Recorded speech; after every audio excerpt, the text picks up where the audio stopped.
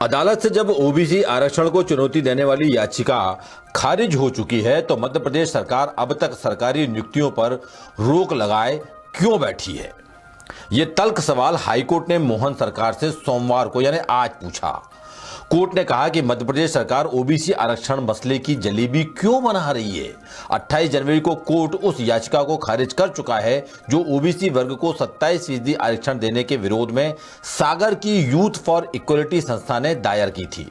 इसके बावजूद प्रदेश में कई पुरानी सरकारी नियुक्तियों पर रोक लगी हुई है। लिहाजा कोर्ट ने सरकार को दो टूक कहा कि जब कानून पर कोई स्टे नहीं है तो फिर ओबीसी वर्ग की नियुक्तियां क्यों रोकी जा रही हैं। यानी ओबीसी आरक्षण को लेकर मध्य प्रदेश सरकार पर लगातार कानूनी दबाव बढ़ता जा रहा है। इधर सुप्रीम कोर्ट में भी ओबीसी आरक्षण केस की सुनवाई चल रही है। उम्मीद लगाई जा रही है कि अगली सुनवाई में ओबीसी अभ्यर्थियों के लिए बड़ी खुशखबरी सामने आ सकती है। लेकिन हाईकोर्ट से जुड़ा ये ताजा मामला क्या है, बता रहे हैं जबलपुर से हमारे विशेष संवाददाता नील तिवारी। मध्य प्रदेश हाईकोर्ट में ओबीसी आरक्षण के पैंच की वजह से रुकी सरकारी भर्तियों के मामले में सोमवार यानी 17 फरवरी को अहम सुनवाई हुई, जिसमें कोर्ट ने प्राथमिक शिक्षकों की होल्ड की गई नियुक्तियों पर गंभीरता से संज्ञान लिया। मामले में याचिकाकर्ताओं के वकीलों ने मध्य प्रदेश सरकार की नीति और नीयत पर गंभीर आरोप लगाए।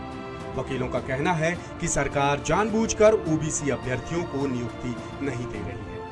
वकीलों ने सागर की संस्था यूथ फॉर इक्वालिटी की रिट पिटीशन 18105/2021 के संदर्भ में 4 अगस्त 2023 को पारित एक अंतरिम आदेश का हवाला दिया, जिसमें सरकार ने प्राथमिक शिक्षक भर्ती प्रक्रिया में ओबीसी वर्ग के चयनित अभ्यर्थियों की नियुक्ति पर रोक लगा दी थी।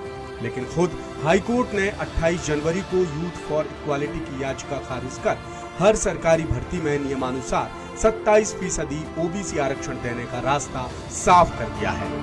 इसके बावजूद सरकार होल्ड की गई नियुक्तियों को बहाल नहीं कर रही है, जो न्यायिक प्रक्रिया का सीधा उल्लंघन है।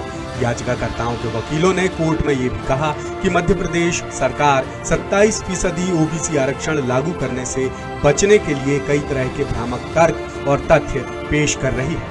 उन्होंने ये सवाल भी पूछा कि जब राज्य सरकार बाकी सरकारी भर्तियों में कुल 60% तक आरक्षण लागू कर रही है तो सिर्फ ओबीसी अभ्यर्थियों के मामले में गफलतें क्यों की जा रही हैं? मध्य प्रदेश सरकार द्वारा जिस याचिका का हवाला देकर के ओबीसी के 13% होल्ड किए गए थे, वो याचिका 28 जनवरी 2025 को माननीय न्यायालय द्वारा खारिज कर दी गई है। इसके बावजूद भी मध्य प्रदेश सरकार ने जो होल्ड थे कैंडिडेट ओबीसी के, उनको अनहोल्ड नहीं किया। तो उन्हीं होल्ड अभ्यर्थियों की तरफ से जो प्राथमिक शिक्षक भर्ती में होल्ड किए गए हैं, याचिका पर आज माननीय मुख्य न्यायमूर्ति द्वारा सुनवाई की गई। मामले की सुनवाई के दौरान चीफ जस्टिस सुरेश कुमार कैत और जस्टिस विवेक जैन की बेंच ने तल्ख टिप्पणी की और सरकार से पूछा कि जब ओबीसी केस में कोई कानूनी रोक नहीं है तो नियुक्तियां होल्ड क्यों की जा रही हैं? इस बारे में विस्तृत जवाब पेश करें। इस पर राज्य सरकार के महाधिवक्ता ने एक नया शिगूफा छोड़ दिया। उन्होंने कोर्ट में शिवम गौतम वर्सेस मध्य प्रदेश सरकार WP नंबर 3668/2022 और दूसरे मामले में 4 मई 2022 को जारी एक अंतरिम आदेश का हवाला दिया। महाधिवक्ता ने दलील दी कि इस आदेश के मुताबिक 50% से ज्यादा वर्टिकल आरक्षण लागू नहीं किया जा सकता। इसी वजह से ओबीसी अभ्यर्थियों की नियुक्ति रोकी गई है।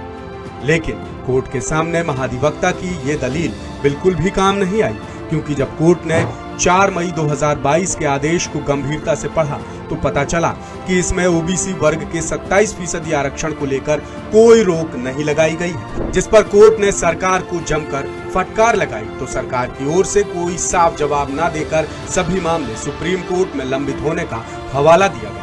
फिर कोर्ट ने महाधिवक्ता से पूछा कि ओबीसी वर्ग के 27% आरक्षण पर स्थगन आदेश कब और किस याचिका में पारित किया गया है, तो महाधिवक्ता कोई जवाब नहीं दे पाए।